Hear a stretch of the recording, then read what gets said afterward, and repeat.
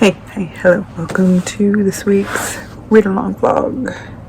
The Irresistible Urge to Fall in Love with Your Enemy.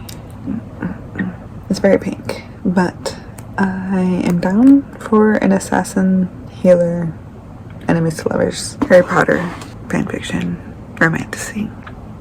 Okay, I have 83 pages to read. I'm gonna get to it, no expectations.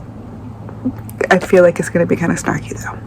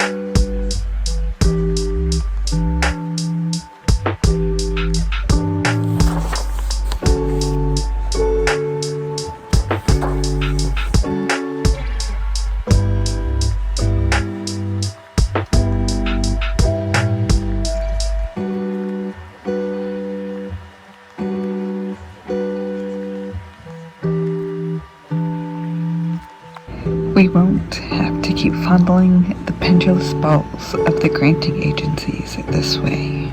My God. These characters are absolutely bonkers. Like, just full-on exaggerated bonkers. I like it. I can't take it too seriously. It's silly, but I still like it. I'm enjoying it. Okay. I'm 2 chapters in. I'm halfway through to our check-in, so yeah. I'm having fun. Are you? So I finished the first 5 chapters of The Sky. And I have to say, this is strange. So there's a very, very clear voice in this. It's almost a narrational voice. Both characters have clear voices as well, which is interesting. And as expected, as advertised, she sounds like Hermione and he sounds like Draco. It's just, she is too, I don't want to say too intelligent because that implies that someone can be too intelligent, but like the word choice for this, for somebody who has 3 degrees, who is highly educated, has a big vocabulary, there were so many words in here and I'm like, was it necessary to use that word instead of a simpler one? Like, you know? But that, I guess it also breeds character as well, because she wouldn't, because it's not the kind of vocabulary that she has or how she uses her vocabulary. It's very evident that she is a very hoity-toity, uptight character. I didn't think Hermione was that uptight, but anyways, these are not those characters, right? I like that their combativeness is very similar to the combativeness of Harry Potter. I was not one of those shippers who shipped Hermione and Draco. That just wasn't my thing. I was pretty on board with like what was set in the book, but books, there's 7 of them books.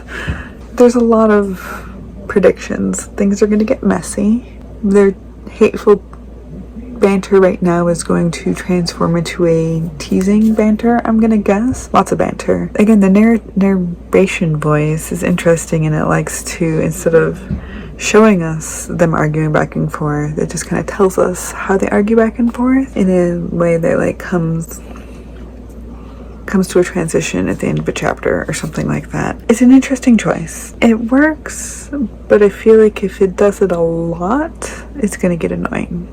So there's that. I had a little bit of a rough time in the first chapter trying to orient myself because there's a lot of new words and things, and like I like the immersion. I do. I think it's a smart move to just throw your reader into it. And of course, after like the first couple pages, like I started to get used to those things. It's one of the things I don't like about fantasy is the need to like reinvent everything. Everything needs a new word for it, and I don't find that necessary most of the time. So that irked me a little bit. I don't like the capitalizing things as proper nouns for no real reason.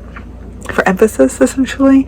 I don't think that's necessary either, but that's more of a stylistic thing that as an editor, reader, I don't understand why. Like, just use the normal shit we have to emphasize things. Overall though, I really like the characters. I predict, obviously, this is the love story. She's gonna have to find a way to fix him. He's gonna become nicer. She's gonna become more open to the mystic, all those things. I'm really hoping for lots of tension. I like how, what's the word? Juvenile they both are, even though they're like both really good at what they do. They're both professionals, they're both adults. They are very, very juvenile when it comes to each other. Well, Osric might not be anything but juvenile most of the time. Like, even when he's talking to his assistant, he's still juvenile. But like, I mean, he can cut out someone's tongue and stab him 20 times, whatever. Like, he can do those things perfectly well, and he is rather intelligent in his own way, although he is conceited and cocky. It's just they're both conceited and cocky. It's an interesting mix. It's an interesting dynamic. It's very, very hate right now, very, very much enemies right now, and I'm waiting for some of that lover stuff to come in. We're only in the first quarter of the book. I expect it to at least be hinted at.